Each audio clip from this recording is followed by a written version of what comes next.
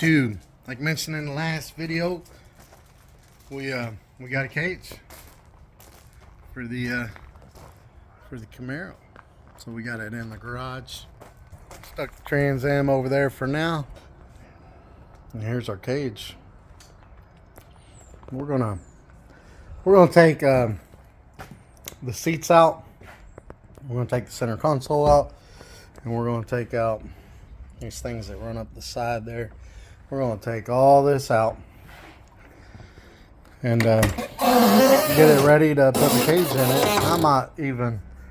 I might even put the cage in here and tack it up some just to see what it's gonna look like. And I ordered me another bezel that goes in there because that one broke and it wouldn't clip. And this is a brand new bezel, but it don't stay in there.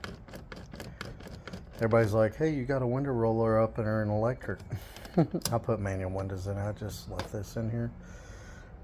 But if this is wore out, this piece, these won't clip in. So I bought new these and new these. These pop out too for both sides. See, that side's like that too. I'm going to fix all that because this interior looks, I've lost the cover for the fuses there, but this interior looks really good in this car. Someone's drilled a hole right there for some reason. I don't, beyond me, but you don't really notice that. All the vents are there and intact, and yeah, the AC and heat's been removed, but whatever. Let's take the center console out first. So the first thing we got to do, we got to turn the key on, hold the brake because the shifter won't move unless you do. We're going to pull that back. There is a little clip right there. See that metal clip right there? We're going to pull that out. You pull that out and that shifter knob will come right off.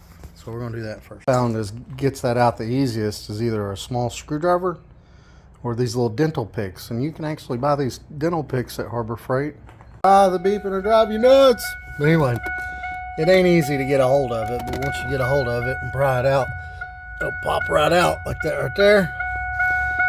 And then this should pull right off.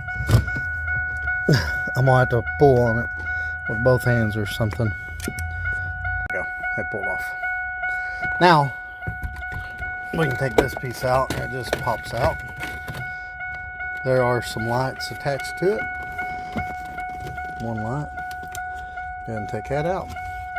And then there's a screw right there, or a bolt, 10mm bolt right there. There's usually a 10mm bolt right there. Mine's missing. And then there's a couple of 10mm bolts in here. So we'll take all those out and then we should be able to slide that back and up and out. But we got that out. We can go ahead and put it back in park. Turn that thing off so we don't have to listen to that drive you crazy beeping.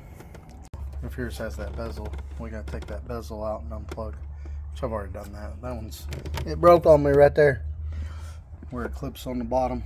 So ordered another one of those as well as these. Got all the bolts out. Those two there, the one right there. There's supposed to be one right there, but now we're going to have to put it back in drive. And then we can slide that out, up, out. And straight up. Make sure it don't get hung on your light bulb there. Oh, there's another light right here, but mine fell out a long time ago, so make sure you're aware of that for your glove box. But yeah, this will reach up. It's hard to do this and hold the camera at the same time.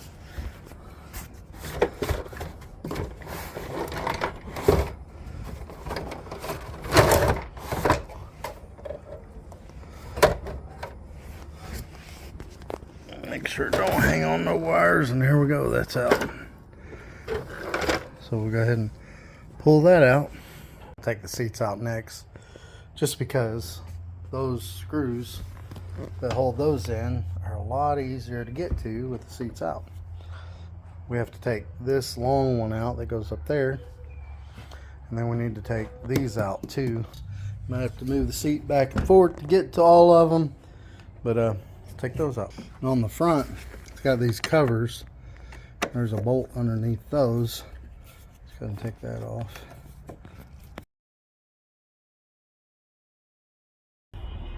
That Torx head was for the seat belt. The bolts are up in there.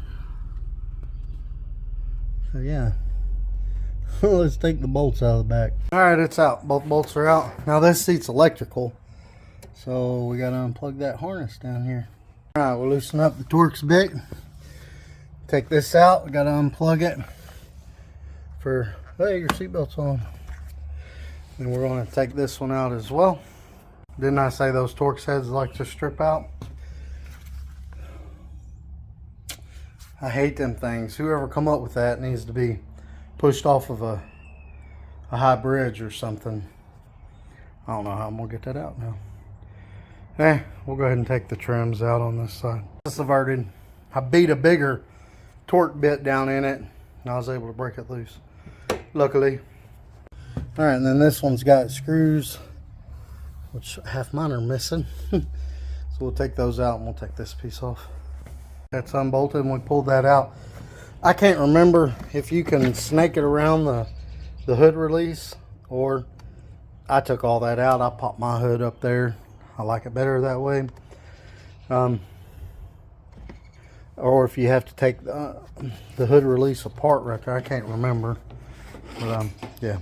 All right, take that screw out. Let's take this thing off.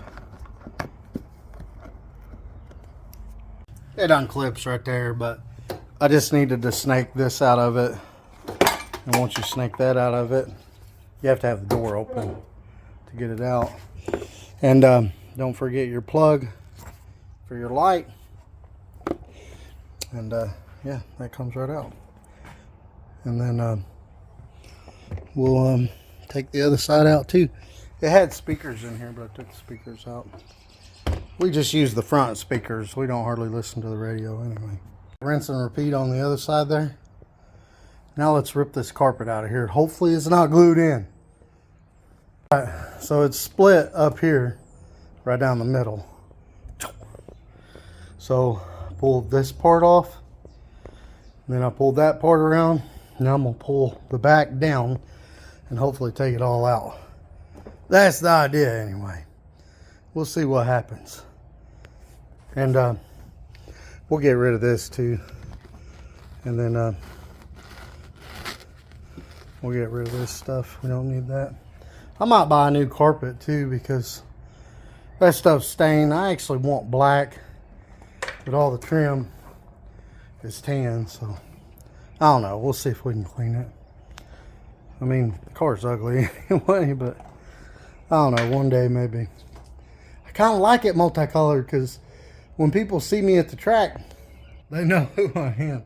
They know, you know, you can't make a mistake this car. Nope, no way, no how. Carpet's out. And besides that hole right there, that don't look too bad. We can clean it up, paint it. Look, there's ants. Now there was a hole here, and I put this sheet metal over it, and then that looks pretty rough over there too. We'll see if he can do some sheet metal over those and over this. But yeah, we'll vacuum it out. That's pretty much yeah, we'll vacuum it out. Let's see how the bars kind of fit in here anyway. All right, matching the bars up here. They are notched. They're actually notched pretty good. They ain't perfect, but see, like even those, I mean, they're, and that's the one that goes back over there. Yeah, they're all notched really good. So I found some floor pans that'll, yeah, I guess that's a big rust area on these cars, so they do sell those floor pans. So we're gonna buy some of them floor pans, vacuum it out, clean it up, and then we'll take it over there and have the dude weld in the roll cage and do the floor pans. All right, I ordered a couple of these floor pans. Now these are for the coupe, and the convertible is different, so hopefully they fit good, because they're $80 each, which is kind of crazy because they're not that big, but whatever. That's gonna do her. What do you think about it, TJ?